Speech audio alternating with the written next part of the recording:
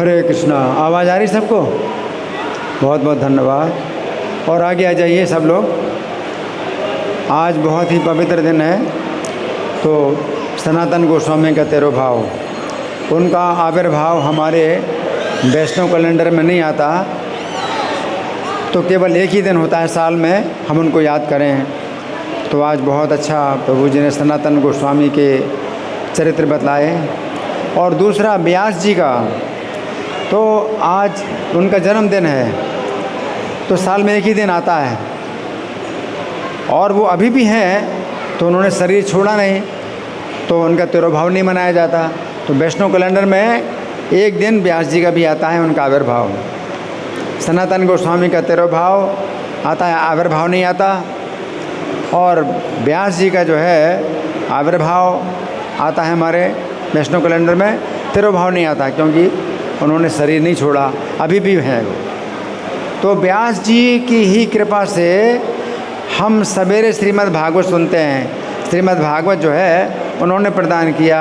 श्रीमद् भागवते महामुनि कृते, महामुनि व्यास जी ने श्रीमद् भागवत की रचना की है। किं वा परे ईश्वर, तो और अन्य शास्त्रों की क्या आवश्यकता है। ईश्वरा सद्यो हृदय विरुद्धते, तो ईश्वर जो है तुरंत ही हृदय में बंदी बन जाते हैं। शुश्रूषवित तत्क्षणात्, सुनने की इच्छा हो, श्रीमद् भागवत को सुनने की इच्छा हुई आपकी, और तत्क्षण हृदय में ईश्वर क्या हो गए, बंदी बन जाते हैं। सुनने की इच्छा मात्र से तत्क्षणात्, उसी क्षण भगवान आपके हृदय में बंदी बन जाते हैं। तो श्रीमद् भागवत किसने प्रदान किया है? व्यास जी ने। हम रोज़ श्रीमद् भागवत की कक्षा यहाँ पर करते हैं, सुनते हैं, तो व्यास जी का दिया हुआ। शाम को गीता की कक्षा होती है, तो शाम को गीता की कक्षा, तो गीता भी किसने दी है? व्यास जी ने दी। ओम पार्थाय प्रतिबोधिताम भगवता नारायणेन स्वयं, ये जो भगवत गीता है ये क्या है? अर्जुन को भगवान नारायण ने स्वयं जो है सिखाई है। व्यासेन ग्रथिताम पुराण मुनिना मध्य महाभारतम, महाभारत के बीच में पुराण मुनि व्यास जी ने उसको ग्रथित किया है गीता को। मतलब पुराण 18 पुराण भी लिखे और महाभारत भी लिखा व्यास जी ने। तो महाभारत के बीच में भगवत गीता को उन्होंने ग्रथित कर दिया व्यास जी ने। क्यों? कि लोग जो है महाभारत की कथाएं पढ़ेंगे, महाभारत की कथाएं सुनेंगे, कथाएं सुनने में आकर्षक होती हैं और मनोरंजन होता है। तो इन कथाओं के माध्यम से गीता भी लोग सुने, गीता पढ़ लें। नहीं तो वैसे गीता लोग नहीं पढ़ना चाहते। तो महाभारत के बीच में व्यास जी ने डाली भगवत गीता की कहानी कथा कथा में ही लोग गीता भी पढ़ें। तो वास्तव में महाभारत के अंदर जो भगवत गीता है वही जो है क्या है? अमृत है महाभारत का, और महाभारत का सर्वस्व है। तो वो गीता जो है व्यास जी ने ही हमें प्रदान की। तो वो व्यास जी का आज जन्मदिन है। तो व्यास जी के जन्म की चर्चा हम थोड़ा सा सुनेंगे। व्यास जी के जन्म का आज जो है दिन है। तो व्यास जी का जन्म कैसे हुआ, तो सुनिए बड़े ध्यान से। व्यास जी के पिता कौन है? कौन बताएगा? पराशर मुनि। व्यास जी के पिता हैं पराशर मुनि, और पराशर मुनि के पिता हैं शक्ति मुनि, और शक्ति मुनि के पिता हैं वशिष्ठ मुनि।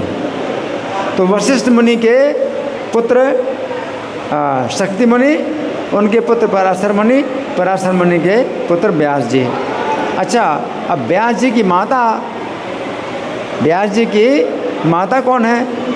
व्यास जी की जो माता है वो सत्यवती, सत्यवती है ना। तो ये सत्यवती जो है ये मछली के पेट से पैदा हुई थी। अब मैं उतनी कथा में नहीं जाऊंगा, समय तो है नहीं। तो मछली के पेट से पैदा हुई थी सत्यवती। तो इसके शरीर से मछली की गंध आती थी, इसलिए इसका नाम रखा मत्स्यगंधा। और जो मछुआरे जिन्होंने उस मछली को जाल में फंसाया था और मछली के पेट से कन्या को निकाला था, तो वो दासराज नाम के जो है मल्लाह थे, नौका चलाते थे यमुना जी में नौका चलाते थे और उनके घर में एक कन्या पली। तो सत्यवती जो है बहुत सुंदर और उसके सब गुण संपन्न, सर्वगुण संपन्न, है ना। लेकिन क्या दोष था? मछली की गंध आती। लेकिन जो मल्लाह लोग होते हैं, मछली खाने वाले होते हैं, उनके लिए कुछ फ़र्क नहीं पड़ता, मछली की गंध उनके लिए कोई मतलब ख़ास नहीं है। तो वो जो है उनके घर में पली थी। और ये जो मत्स्यगंधा, ये जो कन्या है, इसका एक नाम था सत्यवती, दूसरा नाम था मत्स्यगंधा। और सब प्रकार के गुणों से संपन्न, सौंदर्य बहुत। और ये जो है नौका चलाती थी अपने पिता की आज्ञा से, ये भी नौका चलाती थी। और पराशर मुनि जो है ये भी भ्रमण करते रहते थे। तो एक बार नौका में बैठे तो सत्यवती को जब देखा पराशर मुनि ने, तो उनके मन में जो है समागम की इच्छा हुई। लेकिन ये जो इच्छा है ये भगवान की प्रेरणा से हुई, ये काम वासना नहीं, काम वासना नहीं है ये। क्योंकि भगवान व्यास जी का अवतार अगर होने वाला है तो काम वासना से थोड़ी भगवान का अवतार होगा। तो पराशर मुनि को भगवान के द्वारा प्रेरणा प्राप्त हुई कि वो समागम करें उससे। ये उसी प्रकार से है जैसे आपका पेट भरा है तो भी आप जो है प्रसाद का सम्मान करते हैं। आपको भूख नहीं है, प्रसाद का सम्मान करते हैं, है ना, क्योंकि भगवान का प्रसाद है। उसी प्रकार से पराशर मुनि को भी समागम की इच्छा नहीं थी, लेकिन सम्मान किया उसका, है कि भगवान ने जो है ये भेजी है कन्या और मुझे जो है इसके साथ समागम करना है। भगवान की चेतना में पराशर मुनि जो है मत्स्यगंधा ये सत्यवती से बोलते हैं कि मैं तुमसे समागम करना चाहता हूँ। तो सत्यवती बोली कि मुनीश्वर आप तो जो है हर प्रकार से निष्पाप हैं, महान तपस्वी हैं, लेकिन ये तो बड़ी लज्जा की बात है, मैं पानी के बीच में नौका में हूँ और दोनों तट में बहुत से ऋषि लोग हैं, देख रहे हैं, तो ये कैसे संभव है कि ऐसे में जो है मैं आपको अनुमति प्रदान करूँ। तो पराशर मुनि ने अपने शरीर से कोहरा पैदा किया, तो कोहरा से क्या हो गया कि बिल्कुल वो ढक गई। सत्यवती बड़ी आश्चर्य में पड़ गई कि मुनि के अंदर कितनी शक्ति है कि कोहरा पैदा कर दिया।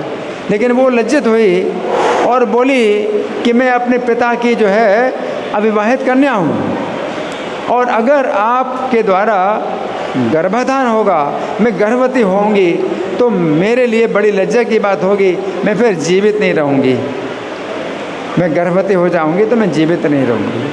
पराशर मुनि कहते हैं नहीं, तुम गर्भवती नहीं होगी और तुम्हारा कन्यापन नष्ट नहीं होगा, तुम कन्या की कन्या ही बनी रहोगी।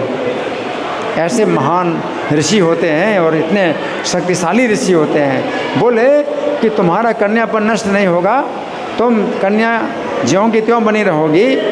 और समागम किया सत्यवती के साथ और उसी समय ही व्यास जी का जन्म हो गया।